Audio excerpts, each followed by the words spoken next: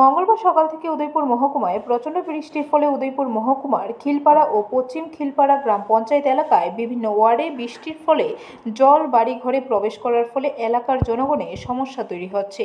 এলাকার মহিলারা জানায়, দীর্ঘ 1 বছর ধরে এলাকার গ্রাম পঞ্চায়েতের সেক্রেটারি, প্রধান, উপপ্রধান থেকে শুরু করে ওয়ার্ড মেম্বাররা বৃষ্টি হলে পরে এলাকায় এসে বলে এবার রাস্তা ড্রেন করার কাজ হাতে নিয়ে সরকার পরিকল্পনা নিয়েছে, অথচ বৃষ্টি চলে গেলে ড্রেন হচ্ছে না। ফলে সামান্য বৃষ্টিতেই রাস্তায় জল বাড়িঘরে প্রবেশ করছে বলে জানান এলাকার মহিলারা। তাদের দাবি, অবিলম্বে রাস্তার ড্রেন নির্মাণ করতে হবে, যাতে করে রাস্তার জল কারো বাড়িতে প্রবেশ না করে।